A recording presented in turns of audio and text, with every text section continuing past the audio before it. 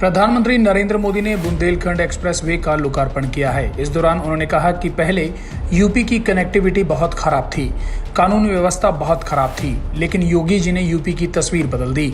PM Modi ने तंज कसते हुए कहा कि आजकल हमारे देश में मुफ्त की रेवड़ी बांटकर वोट बटोरने का कल्चर लाने की कोशिश हो रही है। ये रेवड़ी कल्चर देश के विकास के लिए बहुत घातक है। इस रेवड़ी कल्चर से देश के लोगों को बहुत सावधान रहना है।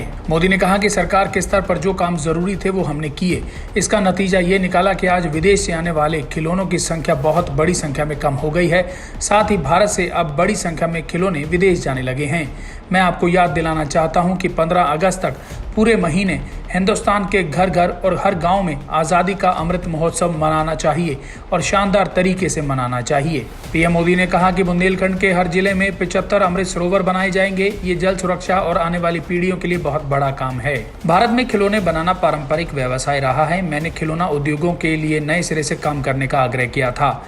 लोगों से भी भारतीय खिलौने खरीदने का आग्रह किया था। मोदी ने कहा कि दिल्ली मेरठ एक्सप्रेसवे का शिलान्यास और लोकार्पण दोनों हमारी सरकार में हुआ। बुंदेलखंड एक्सप्रेसवे भी इसी का उदाहरण है।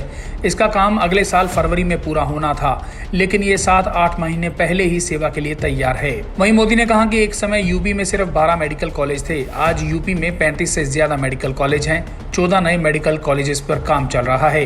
पीएम ने कहा कि विकास की जिस धारा पर हम देश को आज लेकर जा रहे हैं, उसके 2 मूल में पहलू हैं, एक इरादा और दूसरा मर्यादा। हम देश के वर्तमान के लिए नई सुविधाएं ही नहीं गढ़ रहे, बल्कि देश का भविष्य भी गढ़ रहे हैं। प्रधानमंत्री ने कहा कि इस एक्सप्रेसवे के बगल में जो स्थान है, वहाँ बहुत सारे किले हैं। यूरोप के बहुत सारे देशों में किले देखने का बहुत बड़ा पर्यटन उद्योग चलता है।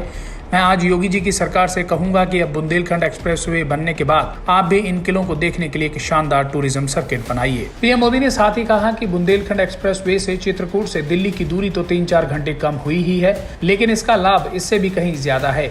ये एक्सप्रेसवे यहाँ वाहनों को गति नहीं देगा, बल्कि पूरे बुंदेलखंड की औद्योगिक प्रगति को गति देगा। ब्यूरो रिपोर्ट, सच कहूँ।